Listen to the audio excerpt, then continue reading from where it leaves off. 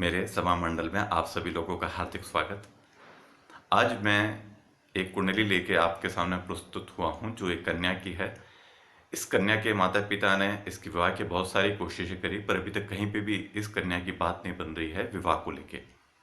तो आइए इस कुंडली का विश्लेषण करके अपन पता लगाते हैं कि कौन से ग्रह विवाह न होने के लिए इस कन्या के लिए जिम्मेदार हैं। मकर लग्न की कुंडली बनती है। मकर लग्न की कुंडली के अंदर सूर्य, चंद्रमा और शुक्र, ये तीनों ग्रह सप्तम भाव में हैं। चंद्रमा खुद की राशि में है, कर्क राशि में। सूर्य अष्टम भाव के स्वामी बनते हैं जो कि सप्तम भाव में स्थित है। शुक्र वहां पे पहले से उपस्थित है। मकर लग्न की कुंडली के लिए हम सभी को पता है सबसे योग कारक जो ग्रह माना जाता है वो शुक्र है। बुध यहाँ पे 8वें भाव में है यानी सिंह राशि में है। मंगल और शनि यहाँ पे तुला राशि के अंदर यानी कि दशम भाव के अंदर उपस्थित है। केतु 11वें भाव में, बृहस्पति 12वें भाव में है, खुद की राशि में यानी कि धनु राशि में है जो कि वक्री होके हैं। सूर्य यहाँ पे अष्टम भाव के स्वामी बन रहे हैं जो कि सप्तम भाव के स्वामी चंद्रमा के साथ में है। सप्तम भाव में ही जो युति बन रही है, ये पहला संकेत मिलता है अशुभ विवाह को लेके। दूसरा संकेत यहाँ पे जब अपन दसम भाव को देखें तो वहां पे शनि की दृष्टि सप्तम भाव पे आती है सूर्य और चंद्रमा और शुक्र के ऊपर। ये दूसरी अशुभ संकेत मिलता है विवाह के संदर्भ में इस कन्या को लेके।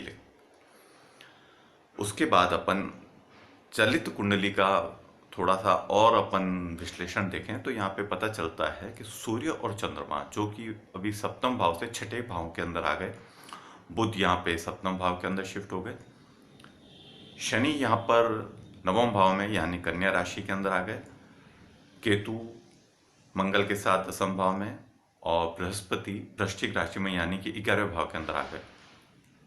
वापस अपन यहाँ पे ये बात देखने को मिलती है कि 8वें भाव के स्वामी सप्तम भाव के स्वामी के साथ छठे भाव में युति बन रही है जो बहुत ही निकृष्ट योग बनता है। तीसरा संकेत मिला अपने को यहाँ पे। उसके बाद में अपन देखें कि बुध यहाँ पे चंद्रमा की राशि में है और चंद्रमा बुध की राशि में है यानी कि छठे भाव का स्वामी और सप्तम भाव के स्वामी के बीच में राशि परिवर्तन योग विवाह के संदर्भ में चौथा अशुभ संकेत मिल रहा है यहाँ पे। उसके बाद वापस से अपन शनि की दृष्टि को देखें जो कि नवम भाव से सूर्य और चंद्रमा के ऊपर छठे भाव पर आता है। ये फिर एक और विवाह के लिए फिर अशुभ संकेत यहाँ पे मिलता है। इन सभी योगों के कारण इस कन्या का विवाह न होने के लिए जिम्मेदार बन रहे हैं।